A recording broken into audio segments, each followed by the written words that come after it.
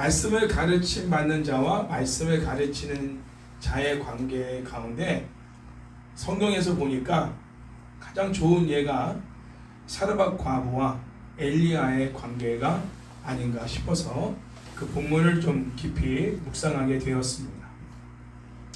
열왕기상 17장 12절 말씀을 제가 읽어드릴게요. 그가 이르되, 그는 사르밧 과부입니다. 당신의 하나님 여호와께서 살아계심을 두고 맹세하노니 나는 떡이 없고 다만 통에 가루 한 움큼과 병에 기름 조금뿐이라. 내가 나뭇가지 둘을 주워다가 나와 내 아들을 위하여 음식을 만들어 먹고 그 후에는 죽으리라. 자, 이 앞절을 보면 엘리야가 사르밧 과부에게 떡 하나를 나에게 달라 이렇게 요구한 내용이 그 앞절에 나와 있어요. 그러니까 거기에 대해 자기의 어떤 지금 상황이 어떤가, 처지가 어떤가, 자기 형편이 어떤가를 솔직하게 이제 엘리야에게 사르밧 과부가 이야기한 내용이죠. 여기서 보면 사르밧 과부가 엘리야를 하나님이 보내신 사람으로 알고 있다는 거예요.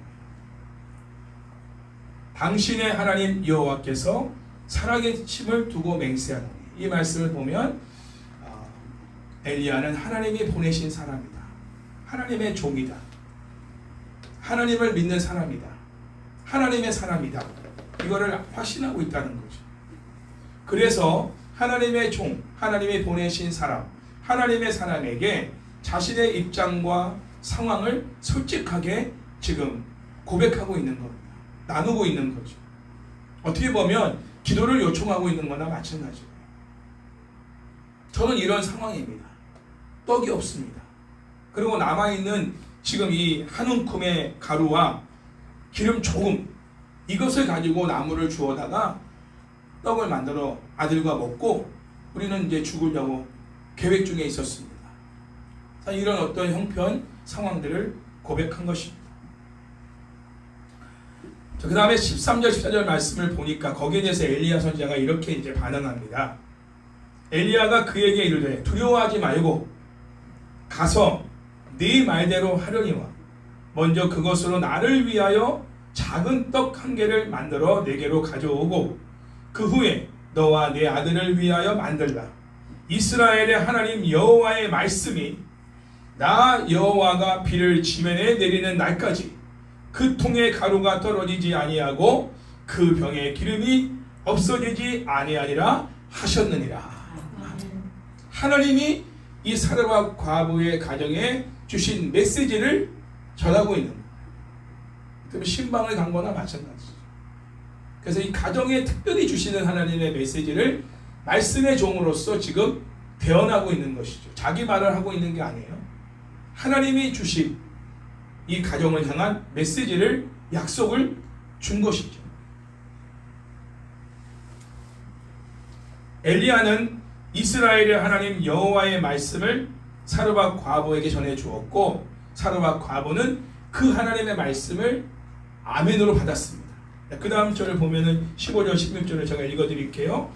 그가 가서 엘리야의 말대로 하였더니, 엘리야가 하는 대로 한 겁니다. 순종한 거죠. 그와 엘리야와 그의 식구가 여러 날 먹었으나 여호와께서 엘리야를 통하여 하신 말씀같이 통에 가루가 떨어지지 아니하고 병에 기름이 없어지지 아니하니라. 사르밧 과부는 엘리야 선지자를 위해 떡 하나를 만들어 먼저 드렸습니다.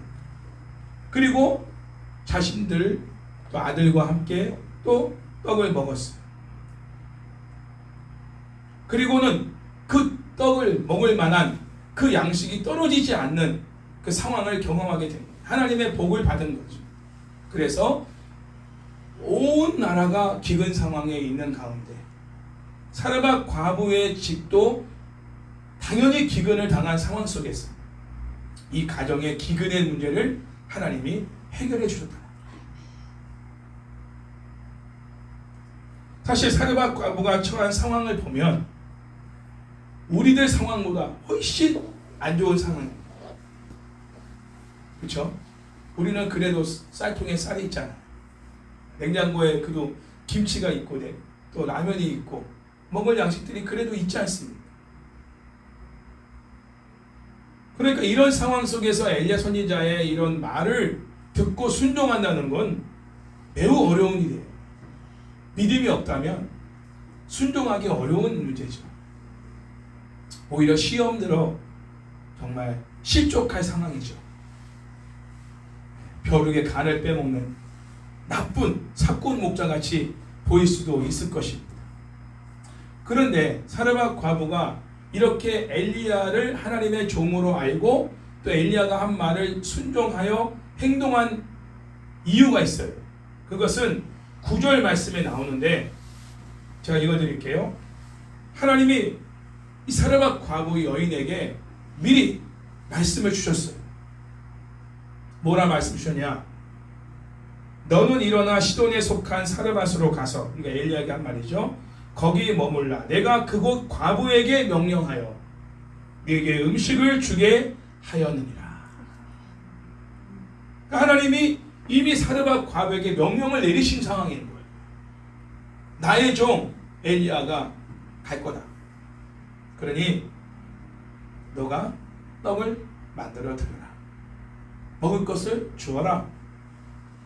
그러니까 이미 하나님의 그 말씀 자체도 시험거리지만 우리도 먹을 게 없는데 하나님의 종을 보내서 그 종의 먹을 것을 챙겨주라고 말하는 이 하나님의 명령은 엘리야의 말보다 더 순종하기 어려운 말씀일 겁니다. 그러나 사르밧 과부가 하나님을 경외하고 하나님을 믿는 사람이라는 걸 우리가 여기서 알 수 있는 거죠. 그래서 하나님의 명령에 순종하고 그리고 엘리야 선지자의 말에 순종하여 한 움큼의 가루와 조금 남은 기름을 가지고 제일 먼저 엘리야 선지자의 허기진 배를 채우는 그 역할을 감당한 것입니다. 그리고 나서 자신들의 먹을 것들을 먹었을 때 하나님이 그 가정에 먹을 것이 떨어지지 않게 하셨다는 거예요. 하나님이 기근의 상황에서 이 기근의 문제를 해결하시는 원리가 나옵니다. 믿음의 원리예요. 심은 대로 거두는 거예요. 여기서도 하나님은 주시되 먼저 심게 하시고 드리게 하시고 그리고 나누게 하시다.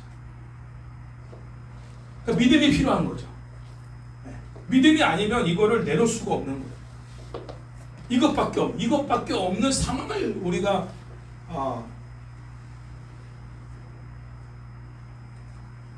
따지고 그 상황에 우리가 지배를 받으면 어떤 하나님의 명령과 어떤 사람이 무슨 말을 나에게 해도 그걸 내놓을 수가 없는 거예요. 상황을 우리가 지배받지 않고 하나님 말씀의 지배를 받을 때 그 상황을 뛰어넘을 수 있는 거죠. 기근의 상황이지만 그리고 현실적인 상황은 가루 조금 한 움큼과 기름 조금밖에 없는 현실적인 상황이지만 하나님의 말씀이 먼저 그 현실적인 상황과 그리고 그 처한 상황 속에 선포됩니다. 명령이 떨어지는 거죠. 그리고 그 명령에 우리가 아멘하고 받아들이고 순종하면 하나님은 그 현실적인 상황과 우리가 처한 상황을 뛰어넘는 하나님의 놀라운 은혜와 능력을 베풀어 주십니다. 베드로에게도 깊은 데로 가서 그물을 내려라. 이거는 현실적인 상황으로 맞지 않은 명령이에요. 그러나 믿음이 아니면 다시 말하면 예수님을 신뢰하는 그 믿음이 없다면 그분의 말씀 자체에 토를 달고 따지고 논리적으로 그 말이 잘못된 말이라는 것을 분석해서 주님과 논쟁을 할 것입니다. 내가 어부로서 전문가인데 주님은 목수인데 바다를 알면 얼마나 알고 이 갈릴리 호수의 상황을 어떻게 아시냐. 내가 몇십 년간을 여기서 어부 일을 했는데 나보다 잘하느냐. 깊은 데는 물고기가 없다. 딱 잘라 말하고 주님의 말을 무시할 수 있잖아요. 그러나 주님을 신뢰했기 때문에 그 주님의 말씀을 순종하여 깊은 데 가서 그물을 내린 거예요. 그래서 빈 배에 가득 물고기가 채워지는 하나님의 능력과 은혜를 경험하게 된 거죠. 그 다음 상황을 제가 설명하지 않을게요. 왜냐하면 기근의 상황을 제가 지금 설명하는 겁니다. 비어있는 상황, 결핍된 상황, 이 기근의 상황을 해결하는 하나님 나라의 원리, 하나님이 그것을 해결하시는 원리가 성경 구석구석에 나와 있는데 오병이어도 마찬가지예요. 여러분이 지금 이 기근의 상황에서 성경을 좀 그런 관점에서 기근의 상황을 어떻게 하나님이 극복하고 이것을 역전시켰는가, 이 상황을 여러분이 오늘 이 사르밧 과부와 엘리야와의 이 관계 속에서 누가 이 상황을 지금 주도하고 계시냐? 하나님이 주도하고 계시다. 만나 교제하는 건 엘리야와 사르밧 과부지만 그 일을 주관하신 분은 하나님이시라는 걸 우리가 알 수 있는 거고, 그 관계 속에서 경험하는 것은 뭐예요? 하나님의 공급하심을 경험한 거죠. 둘 다 하나님의 명령에 순종한 사람인 거예요. 그죠? 엘리야도 하나님이 가라는 곳에 가서 시돈 땅, 일어나 시돈에 속한 사르밧으로 가서 거기 머물라, 이 명령이 떨어진 거예요. 그리 시냇가에 이제 시냇물이 다 말라서 이제는 엘리야가 거기서 뭔가 공급할 수가 없는 상황이니까 하나님이 이제는 시돈에 가서 사르밧이라는 곳에 가서 거기 머물러 있으라고 명령을 내리니까 그 명령에 따라서 그냥 엘리야는 간 겁니다. 갔는데 하나님은 사르밧 과부를 예비하신 거죠. 그리고 이미 사르밧 과부에게도 엘리야가 올 것을 알고 명령을 내린 거예요. 엘리야가 오면 그에게 떡을 만들어 주어라. 자, 이 모든 일을 주관하신 분이 하나님이시고, 결국은 만나고 나누고 돌보고 그리고 하나님의 놀라운 채우심을 경험한 이 모든 과정을 주관하신 분이 하나님이시라는 사실을 우리가 성경을 통해 알게 됩니다. 그리고 17절 이하를 보면 사르밧 과부의 아들이 있잖아요. 그렇죠? 그 아들이 병들어 증세가 심히 위중하다가 숨이 끊어지는 상황이 발생합니다. 근데 그 집에 누가 지금 머물러 있어요? 엘리야 선지자가 머물러 있어요. 다락방에. 위층 다락방에 엘리야가 거기 거주하고 있어요. 그 아래층은 사르밧 과부 아들이 살고 있는 거예요. 그러니까 엘리야 선지자가 그 집에 머물고 있는데 그 아들이 죽은 거예요. 이때 여인이 엘리야에게 또 나옵니다. 하나님의 사람이요, 당신이 나와 더불어 무슨 상관이 있기로 내 죄를 생각나게 하고 또 내 아들을 죽게 하려고 내게 오셨나이까. 사실 엘리야가 아들을 죽게 하려고 여기 온 건 아니잖아요. 좀 약간 화가 났어 지금. 사르밧 과부가 조금 감정이 좀 격해 있어.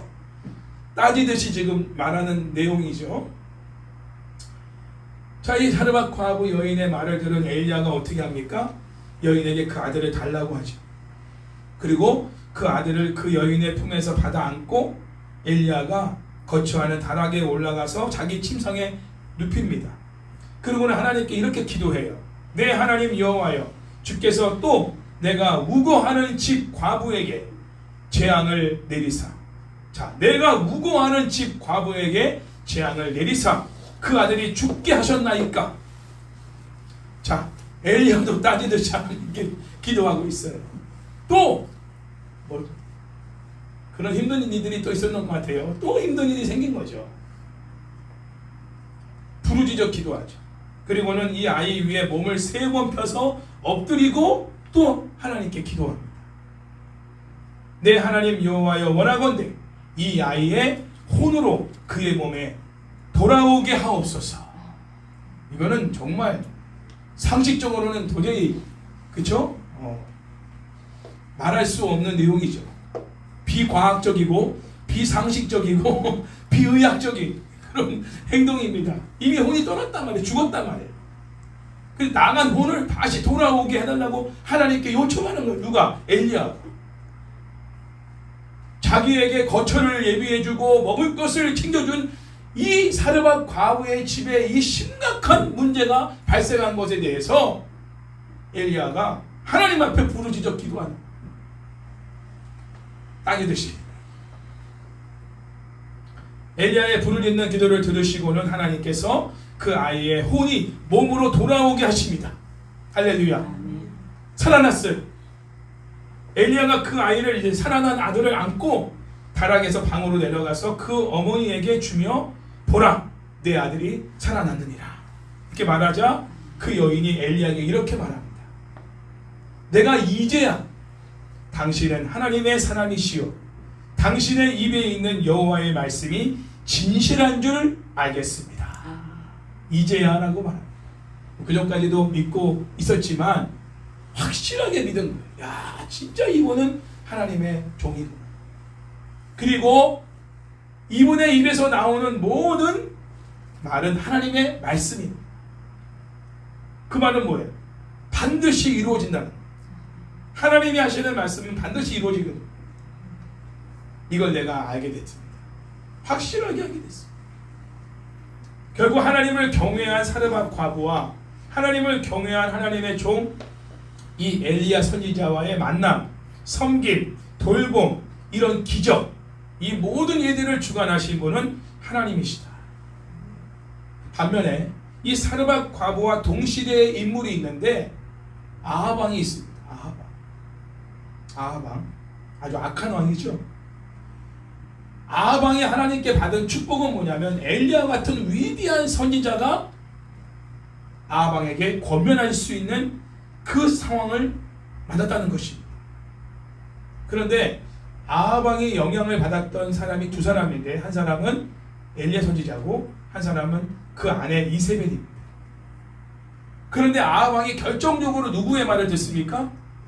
하나님의 종인 엘리야 선지자의 말을 듣지 않아요. 그의 권면과 책망을 듣지 않아요. 그리고 회개하지 않았어요. 그리고는 우상 숭배자인 자기 아내 이세벨의 말을 듣는 거예요. 그래서 아하방은 가장 비참한 인생으로 패망하게 되고 자기만 망하는 게 아니라 자기 온 집안 식구가 망하는 이런 결과를 가져오게 됩니다. 비교가 되는 거죠. 사르밧 과부와 엘리야와의 만남을 통해 사르밧 과부의 가정은 성경에 나온 바를 따르면 두 번이나 하나님의 능력을 경험하는 거예요.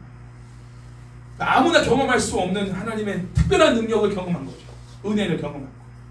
그러나 아하방은 곁에 위대한 하나님의 종, 시대적으로 가장 위대한 하나님의 종인 엘리야 선지자가 옆에 있었음에도 불구하고 그를 향해 권면하고 책망했음에도 불구하고 그 선지자의 말을 듣지 않음으로 인해 신뢰하고 순종하지 않음으로 인해서 그 인생이 가장 비참한 인생으로 전락하게 된 것을 우리가 알게 됩니다.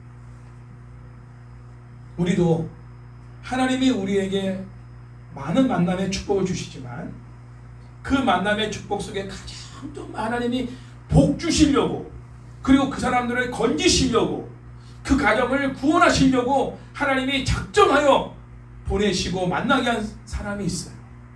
그게 바로 영적인 지도자입니다. 지금으로 말하면 목회자입니다. 주의 종, 하나님을 경외하는 주의 종. 아무나 그런 종이 아니라 거짓 선자도 있으니까 당시에도 하나님을 경외하고 하나님 말씀에 순종하여 따르는 그러한 하나님의 종을 만나고 교제하고 모시고 함께 사는 것은 하나님이 우리에게 허락하신 축복 중에 가장 이 땅에서는 예수님 다음으로 큰 축복이다. 저번 주에 우리가 부모님을 우리가 하나님이 만나게 하신 것도 하나님의 선물이라고 했잖아요. 맞아요. 부모님도 정말 우리에게 축복권이 있으니까. 부모님은 우리를 위해서 늘 정말 진심을 다해 기도해 주시는 분이니까 귀한 만남의 축복이고 정말 최고의 만남이죠. 그러나 또한 하나님의 주의 종을 보내실 때는 그 집에 이유가 있어 보내시는 거예요. 책망을 하시던 권면을 하시던 그 집안의 어떤 문제를 해결하기 위해 가시던 간에 다 결국은 복을 주시기 위한 거예요. 책망을 하는 것도 하나님이 회복해 하시려고 하는 거 아닐까, 회개를 통해서. 그래서 결국은 하나님이 그에게 주고자 하시는 어떤 복을 주시려고 하는 건데 안 받아버리면, 회개를 안 해버리면 그거는 이제 그 복을 받을 수 없는 거죠. 결국은 그 죄로 인하여 하나님의 책망과 하나님의 심판을 받을 수밖에 없는 거죠. 저도 지금 사실 제가 주의 종이어서가 아니라 제가 모셨던 여러 목사님들, 또 제 주변에 있는 교수님들, 이런 여러 영적인 이런 스승들을 보면, 특히 우리 홍인규 교수님은 정말 제가 거듭나는 데 있어서 아주 중요한 역할을 하십니다. 내가 그 많은 신학교 중에서 하나님이 청천제일교회 제가 사역자로 가서 그 당시 개혁측이었으니까 목사님한테 추천서를 써서 제가 어느 신학교를 가야 됩니까? 라고 당연히 물어봐야죠. 제가 전도사니까 그 교회. 그러니까 당연히 그 교단에 속한 또 신학교 교수이기도 한 현 목사님이 본인 섬기는 그 신학교를 추천하지 않았겠어요? 저는 그래서 그냥 간 거예요. 그 신학교에 있는 줄도 몰랐는데. 근데 어쨌든 담임 목사님의 말씀을 순종하고 저는 그 신학교에 원서를 써서 들어가게 됐고, 거기서 홍인규 교수님을 만난 거죠. 그리고 제가 거기서 1학년 때, 신대원 1학년 때 회심하게 됩니다. 복음을 전인격적으로 제가 경험하게 됩니다. 그 전까지는 제가 그냥 성경을 좀 알아서 중고등학생들에게 성경을 좀 잘 가르쳐야겠다 이런 마음으로 설교를 시켰으니까 그런 마음으로 간 거지만, 홍인 교수님의 그 강의를 듣고는 내가 복음을 위해 헌신해야겠다, 사역자로서 헌신하게 되는 결과를 가져옵니다. 지금도 사실은 그 홍인 교수님과도 계속 제가 교제를 하고 또 상담도 하고 또 이렇게 우리 집 안부도 물으시고 이런 관계를 유지하고 있다는 게 너무 감사하죠. 마치 엘리사에게 엘리야가 있었던 것처럼 저에게는 정말 그런 위대한 종이 저에게는 홍인규 교수입니다. 하나님이 주의 종을 만나게 하실 때는, 특히 성령의 사람을 만나게 하실 때는 그 사람을 구원하거나 그 사람에게 축복하거나 그 사람의 집에 어떤 문제를 해결하거나 어떤 그러한 목적을 두고 하나님이 만나게 하신다는 것을 우리가 기억해야 됩니다. 그래서 많은 만남들이 있지만 특별히 하나님이 주의 종을 만나게 할 때는 뭔가 특별한 목적을 가지고 지금 이분을 만나게 하는구나 라는 걸 여러분이 아셔야 돼요. 그래서 만남을 굉장히 여러분 기도하면서 그 만남을 교제를 가져야 되고, 그분이 하는 말을 잘 귀담아 듣고 내가 거기에 실천할 부분이 뭔가, 나에게 주시는 말씀이 뭔가, 이거를 캐치해서 여러분이 순종하면 하나님이 예비한 복을 여러분 자신과 가정에서 받을 수가 있는 거예요. 그래서 많은 만남과 교제 중에 하나님의 보내신 주의 종과의 만남과 교제를 귀하게 여기는 여러분들이 되기를 바랍니다. 가정에 사실 여러분 집에, 우리 고집사님 집에 그냥 뭐 놀러 가거나 일 때문에 가거나 꼭 예배 모임 때문에 안 가더라도 꽤 지나가다가 들릴 수도 있잖아요.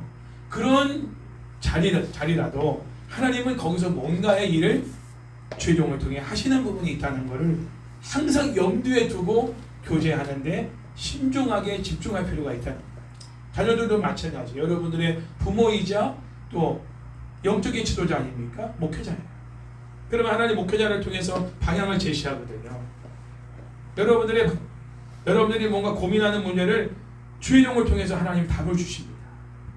기도를 오랫동안 쌓았던 것들을 주의 종을 통해 말씀을 통해서 대화 중에 하나님이 다 그 응답을 주시는 부분들이 있단 말이에요. 그런 것들을 여러분이 잘 캐치해서 순종하기만 하면 하나님이 시온의 대로가 열리는 역사가 일어나게 돼요. 그 말을 거부하고 불순종하고 됐어요 그러고 그냥 무시해버리면 방황하는 인생이 돼요. 하나님이 모세를 통해서 이스라엘 백성들을 가나안 땅으로 인도하기 원하시잖아요. 근데 모세의 말에 순종하고 다른 사람은 여호수아 갈렙밖에 없어요. 그렇죠? 그 많은 사람들이 계속 모세와 아론에게 대항하지 않습니다.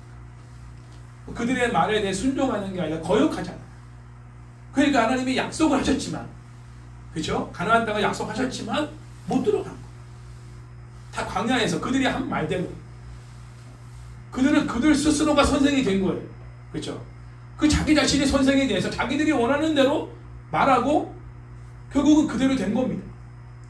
하나님이 세운 종이 있는데도 그 무시해버린 거예요. 그 말을 무시해버리고 자기들이 원하는 것을대로 한 거예요. 말한 거예요. 그래? 너희는 너희 스스로가 선생이 되어 지도자가 되어 너희가 원하는 것을 말하고 있구나. 그대로 내가 해줄게. 내가 세운 지도자와 선생은 모세다. 모세를 통해 나는 말하고 모세가 한 말은 곧 나의 말이다. 모세의 말을 듣는 것, 곧 나의 말을 듣는 것이고 그 말에 순종하면 내가 그의 인생과 길을 책임지고 열어준다. 그런 뜻이죠.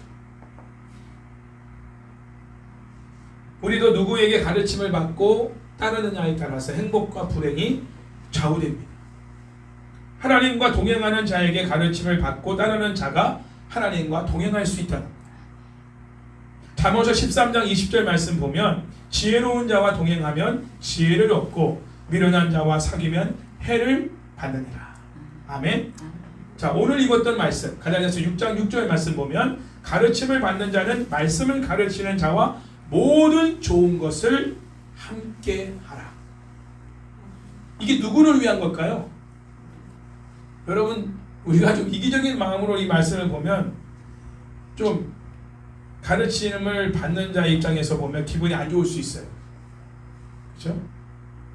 꼭 왜 말씀을 가르치는 자와 모든 좋은 것을 함께 해야 돼?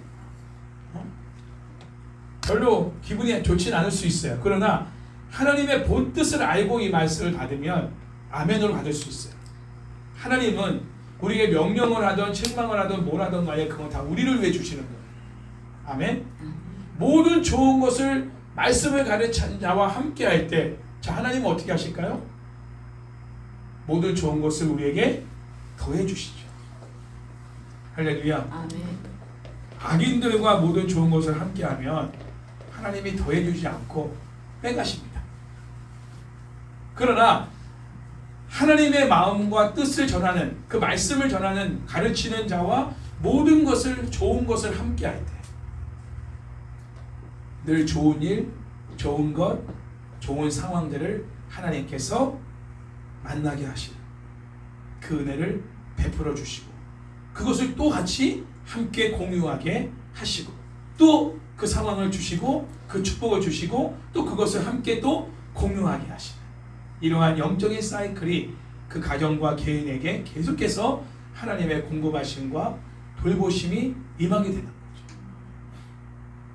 히브리서 13장 17절 말씀을 보면 너희를 인도하는 자들에게 순종하고 복종하라. 그들은 너희 영혼을 위하여 경성하기를 깨어있기를 자신들이 청산할 자인 것 같이 하나님 앞에서 나중에 이제 이것을 다 계산할 사람인 것 같이 하느니라. 그들로 하여금 즐거움으로 이것을 하게 하고 근심으로 하게 하지 말라. 그렇지 않으면 너희에게 유익이 없느니라. 이렇게 말씀합니다. 하나님의 종이 또 하나님이 보내신 사람들이 근심하며 괴로워하는 가운데서 말씀을 전하고 상담하고 그들을 고면하는 이런 상황이 놓이면 결국은 말씀을 받는 사람들 입장에서는 유익이 없게 하십니다. 즐거움으로 신방도 하고, 그렇죠? 예를 들어 즐거운 마음으로 설교도 하고, 즐거운 마음으로 권면도 하고, 즐거운 마음으로 책망도 할 수 있는, 자, 이런 관계를 유지하는 것이 나에게 유익합니다. 하나님이 유익하게 하신다는 거죠. 그게 결과론적으로. 또 디모데전서 5장 17절 말씀을 보니까 바울이 이렇게 권면합니다. 디모데한테 잘 다스리는 장로들은 이제 교회 지금의 장로들을 말하는 게 아니에요. 이제 교회 지도자를 말합니다. 배나 존경할 자로 알되 말씀과 가르침에 수고하는 이들에게는 더욱 그리할 것이다. 교회 지도자들이 있지만 그들 중에 말씀과 가르침에 수고하는 이들에게는 배나 존경할 자로 여겨야 한다. 자, 지금까지 읽었던 말씀들을 보면 하나님의 본 마음이 어떤 마음인지를 알겠죠. 그게 바로 하나님을 경외하는 모습이라는 거예요. 그리고 그렇게 하나님을 경외하는 모습을 내가 보낸, 내가 세운 말씀의 종들에게 표현할 때 내가 너희들에게 유익을 주고 그리고 너희들에게 배나 너희들을 축복해주며 존귀하게 여겨주며. 여러분 그렇게 말씀이 다가오십니까? 저는 예전에 그 말이 이렇게 다가오진 않았는데 이렇게 명령한 말씀 배후의 하나님의 마음을 읽어보니까 내가 너희를 그렇게 대해주겠다는 거예요. 너희가 먼저 그렇게 하라는 거죠. 사르밧 과부가 그 조그만 남은 그 가루 웅큼과 그 기름 조금 남은 거 가지고 떡 하나 겨우 나올 상황인데 그거를 엘리야에게 만들어 주라고 명령하신 거 아니에요. 그의 허기진 배를 채워주라는 거예요. 먼 길을 갔잖아요. 먹을 게 없이. 그리고 그걸 요청했죠, 주의 종이. 근데 그거를 순종했을 때 하나님이 그들의 허기진 배를 살아가는 동안 배를 채워주시고 굶지 않게 하시고 다 굶어 죽어가고 있는 상황인데 그 가정은 굶어 죽지 않게 하시고 허기진 주의 종의 배를 채우는 가정, 그 성도는 하나님이 그 사람의 허기진 배를 채워주십니다. 그리고 배나 존경할 자로 주의 종과 말씀을 가르치는 일에 수고하는 자들을 배나 존경할 자로 여기는 자들에게 하나님이 세상에서 배나 존경을 받는 자로 만들어주십니다. 근심과 괴로움으로 사역을 하지 않고 즐거움과 기쁨으로 사역을 하도록 그렇게 모든 분위기와 상황을 만들어 협조하고 격려하고 위로하는 그러한 성도들에게는 모든 상황들이 결국 우리에게 유익되게 만드시는 이런 결과를 만들어 주신다. 이런 메시지로 저는 오늘 이 말씀을 들으면서 그래서 제가 이 말씀을 여러분들에게 하나하나 증거하고 있는 겁니다. 사르밧 과부의 가정을 기본 샘플로 삼아서 여러분에게 전하면서 성경에서 말하고 있는 영적 지도자와의 관계를 어떻게 가져가야 하는가, 그것이 하나님이 우리에게 허락하신 축복을 가져오는 것이다.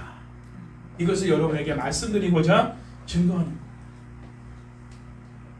하나님의 백성들은 육적인 사람들이 하는 말을 듣고 신뢰하며 따라서는 안 됩니다. 세상 친구들, 세상 사람들, 그들이 우리에게 하는 말은 우리의 믿음을 약하게 만들고 불안과 두려움을 가져다 줘요. 뉴스도 마찬가지예요. 세상에 속한 자들이 가르치는 말을 듣다 보면 우리를 향한 하나님의 압도적인 완전한 사랑을 의심하게 됩니다. 그리고 눈에 보이는 환경과 상황으로 불안해하고 두려워하게 되죠. 그러나 우리가 믿음의 사람, 성령의 사람, 말씀의 사람과 교제하고 그들이 가르치는 말씀을 듣고 따르게 되면 불안과 두려움이 사라지고 평안과 담대함이 생깁니다. 요한일서 4장 18절 말씀을 보면 사도 요한이 성도들에게 이렇게 말합니다. 이 말씀을 잘 기억하세요. 사랑 안에 두려움이 없고 사랑은 하나님 사랑입니다. 아가페 사랑이죠. 온전한 사랑이 두려움을 내쫓나니 두려움에는 형벌이 있습니다. 두려워하는 자는 사랑 안에서 온전히 이루지 못하였느니라. 성도들에게 하나님 말씀을 가르치고 기도하며 하나님의 사랑을 확신할 수 있도록 만드는 주의 종들의 말을 듣고 살아간다면 불안과 두려움이 몰려와도 내쫓아버리고 담대함과 평안한 마음을 얻게 됩니다. 이제부터는 내게 불안과 두려움을 주는 말을 하거나 가르치는 사람과는 멀리하고 나를 향한 하나님의 사랑을 확신하며 내 안에 있는 불안과 두려움을 사라지게 하는 하나님의 강력한 약속의 말씀을 가르치는 주의 종과 가까이 하고 만나고 여러분의 삶을 나누시기 바랍니다. 아멘. 아까 사르밧 과부가 누구에게 자기의 하소연과 자기의 처지와 형편에 관한 얘기를 했습니까? 하나님이 보내신 성령의 사람, 말씀의 사람 엘리야 선지자예요. 그 엘리야가 뭐라고 제일 처음에 말했어요? 두려워하지 말라. 할렐루야. 그 안에 있는 두려움을 내쫓아버린 거예요. 내가 하라는 대로 해. 그러면 하나님이 너희의 가정에 그 통에 가루와 기름이 떨어지지 않게 하실 것이다. 순종하잖아요. 두려움이 있으면 순종이 불가능해요. 담대한 믿음이 있어야 순종이 가능한 거예요. 그러니까 이 여인이 이 순종을 할 수 있었던 것은 담대한 확신의 마음, 하나님이 우리를 돌보신다. 아멘. 이 확신을 받았다는 거예요. 믿음으로. 물론 죽으면 죽으리라는 믿음으로 하기도 했겠지만 하나님이 우리 내 아들과 나를 돌보실 것을 확신하는 마음이 있었기 때문에 이런 행동을 할 수가 있는 거죠. 지금 우리가 아무리 기근이 심각해도 하나님이 보내신 종과 그가 전하는 말씀을 믿고 따르면 극복할 수 있습니다. 신앙의 연륜이나 직분이 중요한 게 아니라 순종이 중요합니다. 순종하는 자만이 그 복을, 기적을, 능력을 경험할 수가 있다는 거죠. 아합왕같이 거부하면 그 복을 누릴 수가 없다는 거예요. 그러므로 우리가 인생을 살아가면서 하나님의 말씀을 가르치는 자들과 모든 좋은 것을 함께하고 그들을 배나 존경할 자로 여기며 그들이 근심으로 가르치지 않고 즐거운 마음으로 가르치도록 해야 합니다. 그럴 때 우리 자신들에게도 하나님은 모든 좋은 것으로 우리와 함께하게 하시고 우리에게 유익되게 하시고 우리를 배나 존경할 만한 사람으로 세상에서 여김받게 세우신다. 죄종과의 관계가 내 인생에 있어서 얼마나 중요한 영향을 끼치는지를 여러분들이 살아가면서 느끼게 될 것입니다. 여러분 죄종들에 대해서 비록 그분들이 여러분 보기에 합당하지 않은 모습을 보인다 하더라도 절대 말로 여러분 그분들을 안 좋게 말하면 안 돼요. 예전에 말씀드렸죠. 제 넷째 장관 아버지 그분이 텔레비에 나오는 목사님 보고 욕을 했더니 입이 돌아가 버렸어요. 그분이 어떻든 간에 그건 하나님이 평가하시리에요. 지금까지 만약에 여러분들이 거쳐갔던 여러 죄종들에 대해서 여러분들이 물론 설사 그분들이 안 좋은 결과를 가져왔다 할지라도 여러분 뒤에서 그분들을 뭐 반말하거나 함부로 말하거나 그분들을 욕하거나 그분들에게 다른 사람 앞에 그 사람들의 안 좋은 얘기를 막 떠들어대면 안 돼요. 내 인생에 유익되지 않습니다. 할렐루야. 아멘. 하나님만이 평가하시는 거지. 입을 다물어야 돼. 제가 보니까 이런 게 굉장히 중요하더라고요. 삶에. 근데 이유를 모르는 경우가 많아요. 이유를 모르고 이 어려움을 겪는 일이 많은데 이것도 또 하나의 이유라는 사실을 여러분들이 잘 아시기 바랍니다. 특별히 오늘 말씀처럼 가르침을 받는 자는 말씀을 가르치는 자와 모든 좋은 것을 함께하라는 이 말씀을 저에게 주셨거든요. 제가 스승의 주일날 어떤 말씀을 전해드릴까 했을 때 이 말씀을 주셨기 때문에 제가 이 말씀을 여러분에게 마음에 새기라고 전하고 싶어요. 나쁜 것은 주지 마세요. 모든 좋은 것을 나눌 수 있기 바랍니다. 교회에서뿐만 아니라 가정에서도 믿음의 부모들은 하나님의 말씀을 자녀들에게 부지런히 또 가르쳐야 돼요. 목사님만이 스승이 아니거든요. 자녀들은 또한 하나님 말씀을 말과 행함으로 보여주며 가르치는 부모님을 배나 존경할 자로 여기고 모든 좋은 것을 함께하며 즐거움으로 나를 양육할 수 있도록 해드려야 돼요. 그게 누구에게 유익이냐? 나에게 유익하다. 그런 자들이 하나님의 기적과 능력을 경험합니다. 하나님을 말씀을 가르치는 목회자와 또 성도들을 동역자로 만나게 하셨고 서로의 필요를 채워주게 하셨고 함께 하나님 나라 복음 증거 사역에 동참하게 하셨습니다. 바울도 로마서 16장에서 하나님 나라 복음 증거 사역을 위해서 만나게 한 성도들을 이렇게 소개하고 있잖아요. 갱그레아 교회의 일꾼으로 섬기고 있던 베베자매 여러 사람과 주의종 바울의 보호자가 되었다라고 소개합니다. 로마 교회 가정교회를 섬기고 있던 평신도 사역자인 브리스가와 아굴라 부부는 바울의 목숨을 지키기 위해 자기들의 목까지도 내놨다라고 바울이 소개하고 있습니다. 그리고 구레네 시몬의 아내인 루포의 엄마인 그 엄마가 나의 어머니다. 바울에게는 어머니 같은 그런 역할을 한 그런 나이 많은 권사님도 계십니다. 그리고 디모데와 디도 같은 영적인 아들이 있고 늘 함께하며 주치의로서 역할을 했던 누가라는 제자도 있고 그리고 영적인 친구이자 후원자인 빌레몬 참 많은 사람들이 바울의 이 복음 증거 사역의 동역자로서 역할을 했다는 거죠. 이분들은 디모데 빼고는 다 평신도 사역자들입니다. 저에게도 귀한 동역자분들을 허락해 주셨습니다. 외롭지 않게, 이 길을 가는 데 있어 외롭지 않게. 제가 이 돌담병원 그걸 보면서 참 그 김사부가 얼마나 외로운 자리에 있는가가 보여요. 그런데 외롭지 않은 건 동역자들이 있는 거예요. 그러면서 그분들과 함께하는 그게 나한테 너무 감사한 시간이다라고 고백해요. 그 친구 의사가 너는 삼류 의사라고 얘기합니다. 넌 삼류 의사야. 그래, 나는 삼류 의사야. 괜찮아. 그래도 지금 나는 감사를 배우고 있다. 이곳에서. 이런 메시지들이 사실 내가 김사부의 입장에서 목회자로서 내가 볼 때 참 외로운 자리에 있다. 인정받지 못하는 자리에 있어요. 그러나 그 주변에 함께하는 동역자들이 있기 때문에 그 길을 갈 수 있는 거죠. 그 사람. 저도 마찬가지. 여러분들이 저에게 귀한 동역자들. 저와 여러분의 관계가 오늘 주어진 이 사르밧 과부와 엘리야의 관계처럼, 그리고 바울이 디모데에게 말했던 이 여러 말씀들처럼, 그리고 가나리아 교회에 전했던 이 말씀들처럼, 그것이 바로 동역자들인 여러분들에게 하나님의 복과 유익이 되는 말씀이기에 이런 관계를 유지하라. 이렇게 주신 말씀이라고 받아서 저희 모든 성도님들이 그 유익과 복을 누릴 수 있기를 주의 이름으로 축원합니다.